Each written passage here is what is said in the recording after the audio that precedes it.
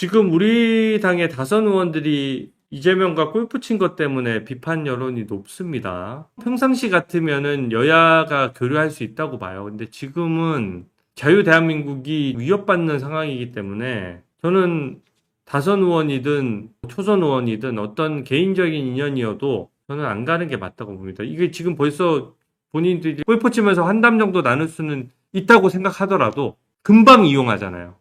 사실상 이용당하는 거거든요. 뭐라고 이용당하냐? 골프 치면서 이재명이 되게 멋진 척 얘기했어요. 제 임기가 줄더라도 분권형 개헌을 하겠다. 말은 멋있잖아요. 뭔가 분권이라고 하면 자기 권한을 내려놓는 것 같고 내 임기를 줄여서라도라고 얘기하면은 뭔가 자기가 희생하는 것 같고 저는 그 보도만 났을 때 호웃음 쳤습니다. 이재명이 그럴 사람이에요. 우리가 이재명을 몰라? 이때까지 지켜봤는데 자기 한 입으로 두말하는 게 뭐 한두 번입니까? 아니 자기 임기만 줄이는 건 난 찬성. 진짜 국민들 그만 괴롭히고 임기 좀 줄이세요. 근데 그걸 개헌으로 연계하는 거는 진짜 여러 가지 꼼수가 숨어 있어요. 제가 그 꼼수를 오늘 파헤시켜 드릴게요.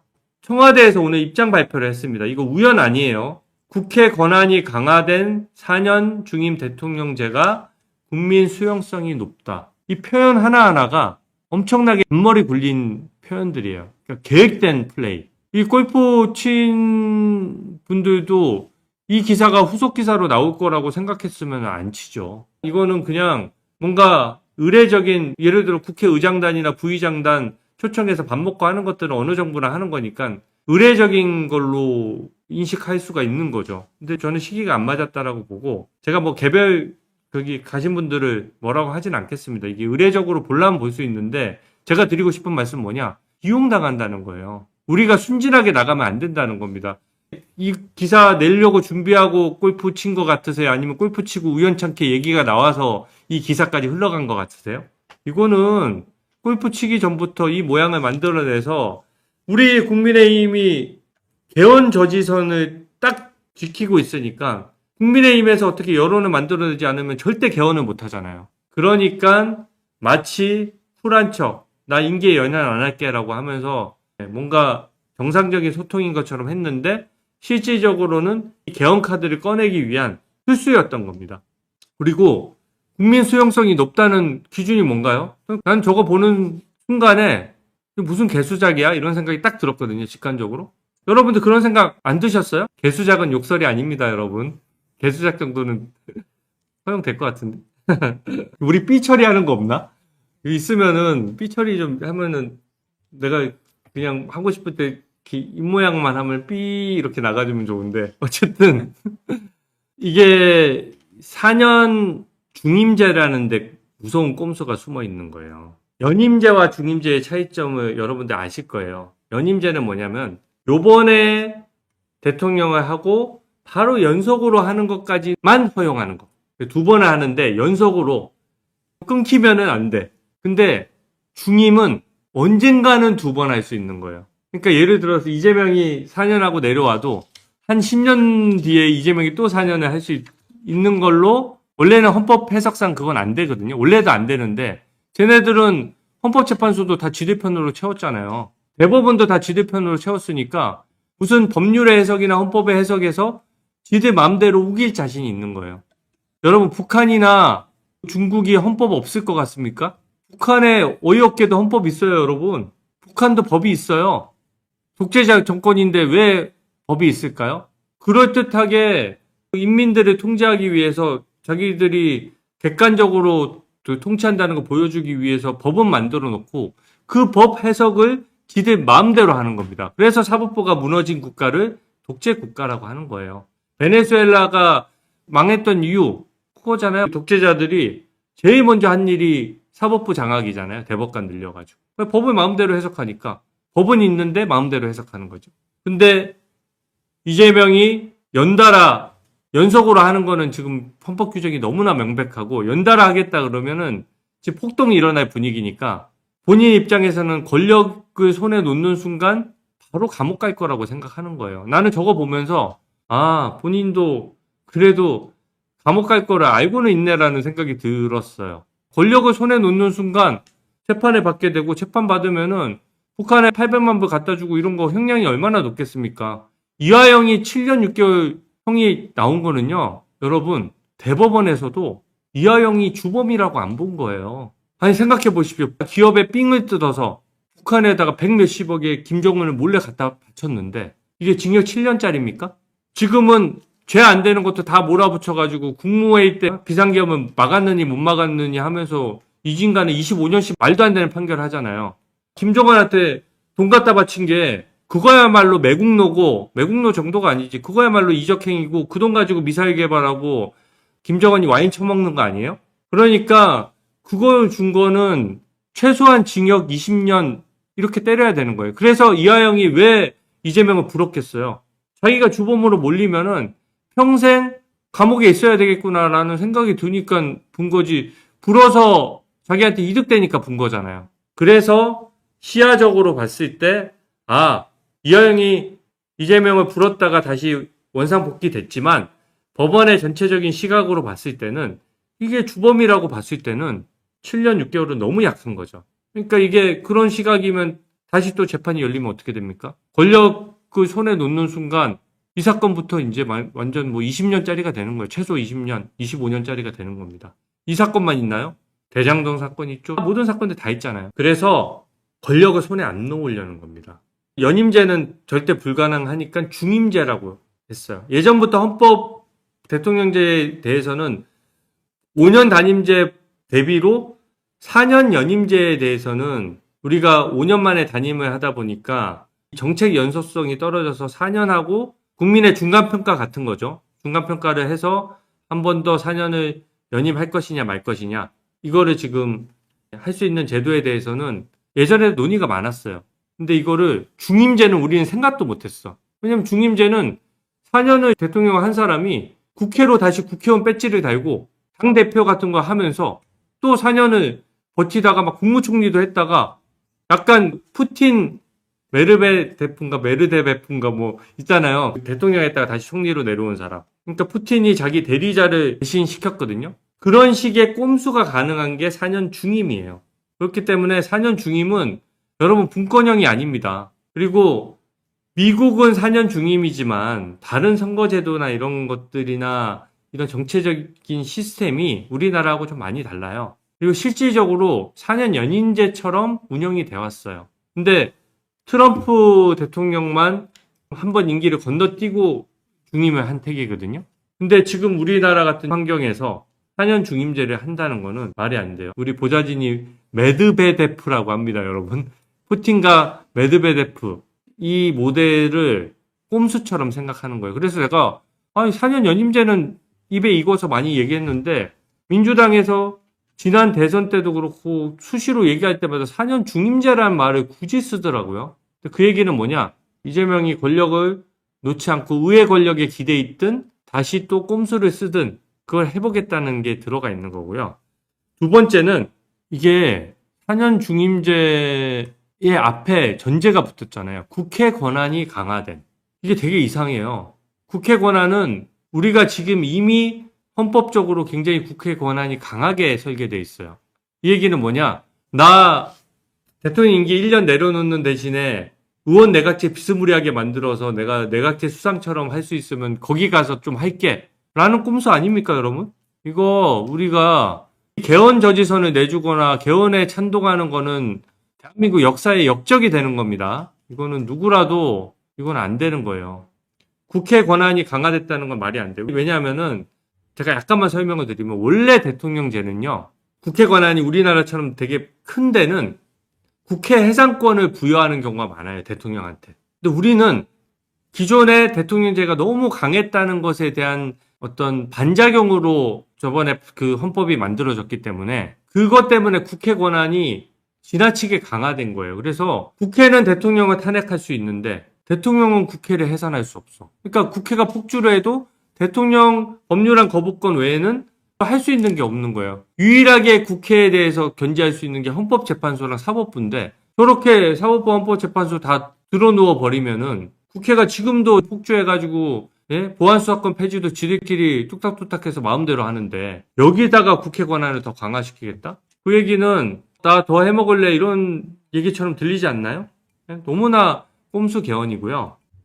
저는 개헌 시기도 다음 총선에 맞추면 안 돼요. 왜냐하면 민주당이 다수당이었잖아요. 근데 왜 윤석열 정부 때는 개헌하자는 얘기를 안 했을까요? 자기 다수당이잖아요. 그때 이게 필요하다고 생각하면 개헌하자고 했어야지. 그때 왜 안 했느냐? 개헌은 우리 대한민국의 시스템을 바꾸는 거기 때문에 하나만 딱 바꿀 수가 없고 굉장히 많은 규정을 한꺼번에 바꿔야 되는데 그 과정에서 여야가 힘이 균등하지 않으면 꼼수처럼 이상한 독소 조항들이 엄청나게 들어갈 수가 있어요. 거기다가 지금 이재명 정부 부동산 문제라든지 지금 세금 올려서 지지율 폭락하고 있죠. 나락갈 게 뻔하거든요. 근데 다음 총선은 이재명에 대한 심판 선거이고 그때까지도 안 내려왔어? 그래? 총선을 통해서 내려오게 해줄게. 라고 하는 선거가 돼야지 개헌으로 가게 되면 다음 총선에 어떤 포커스가 개헌에 쏠려버려요. 그러면 개헌에 찬성표를 찍은 사람은 기계적으로 다 그렇진 않겠지만 기계적으로 그 개헌을 주도하는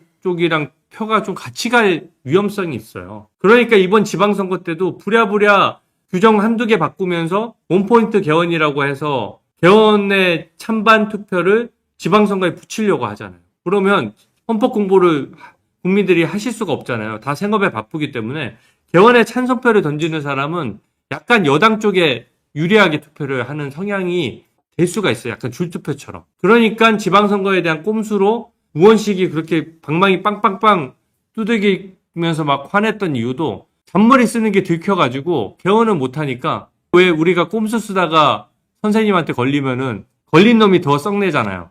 국회 권한의 힘을 더 빼야 되는데 국회 권한을 더 강화하는 게 되는 거고 개헌하려고 그러면 대법관 숫자를 막 늘리지 못하도록 헌법에 대법관 숫자를 13명, 14명으로 제한하는 그런 헌법 개정을 해야지 자꾸 헌법 개정을 입에 올린다는 거는 다음 총선에 심판 여론을 피해가고 또 의회 권력을 강화해서 이재명이 정치 생명을 엄청나게 늘려가지고 마쿠 정치처럼 길게 하려는 거고 일본이 그렇잖아요. 일본은 수상들이 되게 오래 하는 수상들이 많아요. 근데 일본은 이 국민성이나 그 정치 문화가 독특합니다. 거기는 옛날 문화가 좀 남아있어가지고 의원직을 아들한테 막 세습하기도 하고 그래요. 옛날에 약간 그런 일본식 특유의 조직 문화에 순응하는 그런 국민성이 있기 때문에 그런 체제가 일본에는 좀 어울릴 수가 있는데 우리나라는 절대 안 되는 겁니다. 우원 내각제 절대 안 됩니다.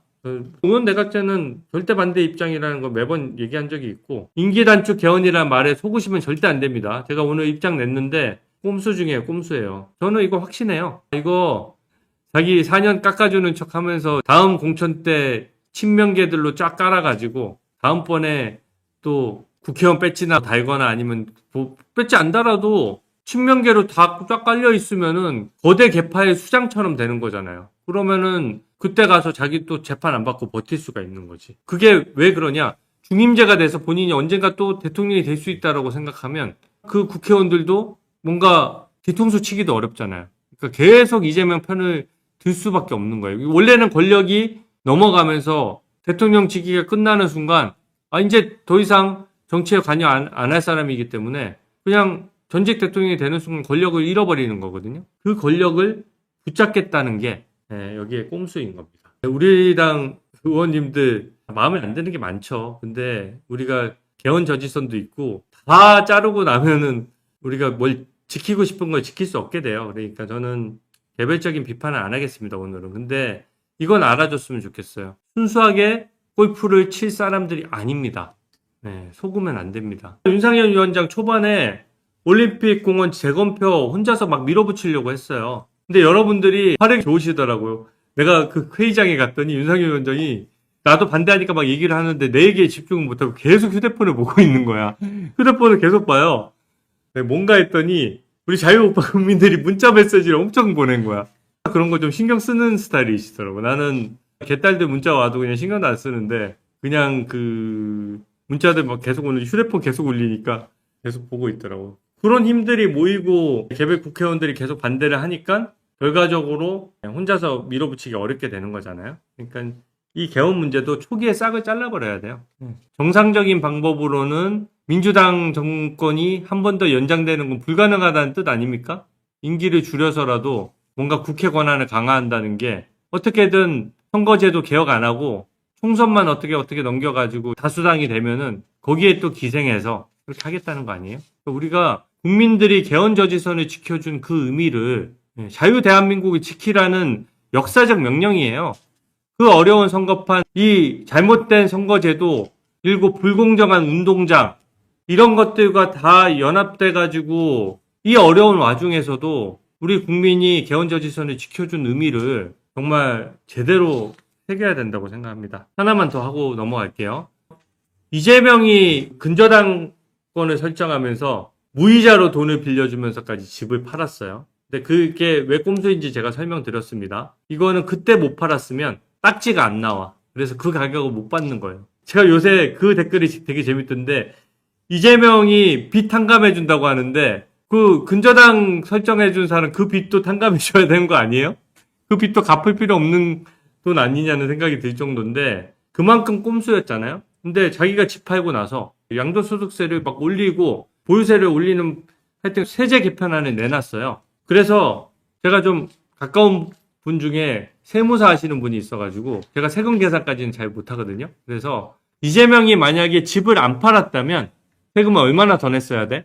왜 국민만 괴롭혀? 자기 집 팔았다고 양도소득세 올리면 되는 거야 라는 생각이 들어서, 더더군다나 부부 같은 경우에 두 명이 공동 보유면 그것도 2주택으로 간주하는 식의 얘기도 막 했었잖아요. 그래서 계산 내역표 보여주면은요, 세제 계산을 하면은 이 2026년 자기들이 실제 세금 냈을 때는 양도소득세랑 지방소득세까지 합쳐서 1억 원 정도만 내면 돼요. 근데 2029년을 기준으로 팔잖아요. 개편된 세제 개편안을 적용하게 되면은 부부를 합산했을 때 2억 3천이나 세금을 내야 돼. 그러니까 1억 2천만 원을 세금을 세이브한 거예요. 그렇게 해놓고 자기들은 집 팔았다고 갑자기 양도소득세를 가중 적용한다? 아니, 사람이 숨 쉴 구멍은 좀 놔둬야 되지 않나요? 어떡하라는 얘기예요. 1주택 있는 사람의 보유세는 올리면서 집을 팔아도 세금이야. 집을 보유해도 세금이야. 아니, 자기들이 뭔데 국민 앞에 군림하면서 이렇게 열받게 하나요? 어떡하라는 얘기예요. 그러니까 이게 정상적으로 될 수가 없는 게, 내가 1주택자인데 집을 팔았어. 30평짜리 집을 팔고 옆에 단지로 가면 똑같은 30평 단지 입지도 똑같아. 어떤 이유에서인지 내가 옆 단지로 옮기게 됐어. 뭐 가정을 하는 겁니다. 근데 옆에 인근 단지 비슷해. 지은 연도도 비슷하고 평수도 거의 똑같아. 그러면 30평짜리 팔고 그 옆에 30평짜리를 절대로 못 사요. 그렇게 해놓고 집을 팔라는 게 말이 돼요? 팔면은 팔수록 손해인데? 본인은 다 팔았다고 지금 세금 막 매기는 겁니까? 왜 문재인 때 공무원들 1가구 2주택이면 막 승진 안 시키고 자천시키고 그랬어요. 근데 그렇게 하면서 막 1주택을 강요해놓고 이제는 1주택을 또 제재하겠대.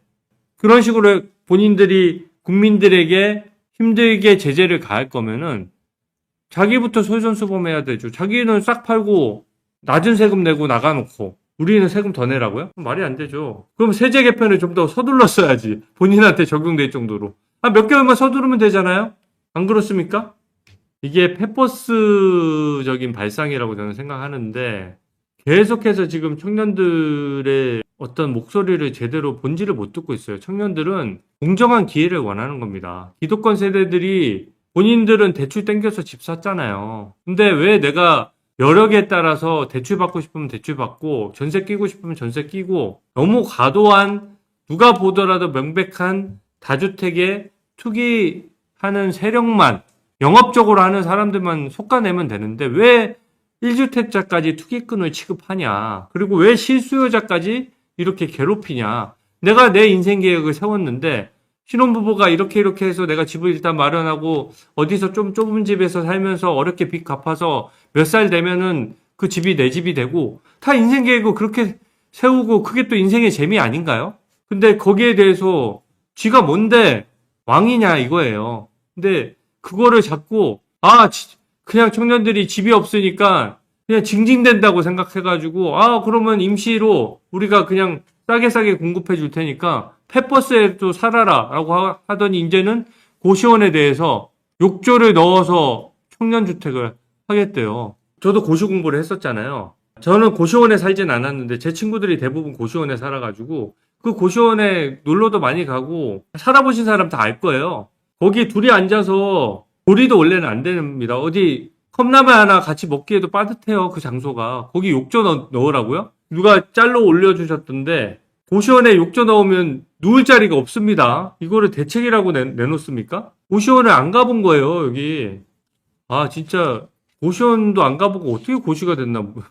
그리고 고시원이야말로 화재라든지 안전장치나 이런 것들이 굉장히 열악해서 실제로는 정말 안타깝게 주택처럼 활용되고 있지만 사실은 말 그대로 고시 공부를 하는 장소인 거예요. 그래서 거기가 소방시설이나 예를 들어 복도나 이런 데도 다 규격이 있잖아요. 그래서 애초에 주택으로서의 기능을 하기 어려운데 지금 어려운 청년들이 있으니까 겨우 거기를 유지하는 거거든요. 근데 거기다가 또 예산을 투입해가지고 그 예산은 자기 돈입니까? 자기는 세금 딱딱 안 내면서 다 그거 빚내가지고 그렇게 하면은 또 우리 물가 오르고 나중에 우리 청년들이 갚아야 할 빚만 늘어나는 거예요. 그래 놓고 생각해주는 척, 아껴주는 척. 김용범 그때 막 화내는 거 우리 봤잖아요. 김용범 딸부터 고시원 살면 나 인정. 대신에 계속 살아야 돼. 한 달만 살면 안 되고. 네, 거기서 욕조 깔고 사세요. 고시원에 계신 분들도 다 꿈을 안고 거기서 노력해서 성공을 위해서 희생하면서 하는 건데 고시원에 사는 사람들의 꿈을 오히려 깨트리는 거죠. 이게 혜택입니까? 허리띠 졸라매고 돈 좀 모아서 기득권 가진 사람들 이상으로 잘 살면 안 되는 거예요? 그게 자본주의고 자유대한민국이잖아요. 난 이동호 어디 사는지 하여튼 한 두고 보세요. 내가 꼭 찾을 테니까. 고시원은 다 사적 그 주인이 있잖아요. 그 주인한테 그러면 국민 세금으로 공짜로 욕조만 넣어주는 거예요? 그럼 욕조는 뭘로 넣어주는? 이게 펫버스 다음에 겨우 생각해낸 것이 고시원이면은 차라리 펫버스가 평수는 더 넓겠다. 너무 열받으니까 그런 생각까지 나네요. 안 그렇습니까? 청년은 어떻게 생각하는 거예요, 도대체? 펫버스보다 어떻게 보면 더한 거예요. 펫버스는 5천만 원인가 해도 인테리어에도 헛소리지만 하겠다고 했잖아요. 고시원에 욕조 넣으면은 욕조 한 100만 원, 200만 원짜리 넣어놓고 생색 내겠다는 거예요? 말이 되는 소리를 해야지. 욕조에서 잘하는 얘기예요, 지금? 아유, 화나네, 정말.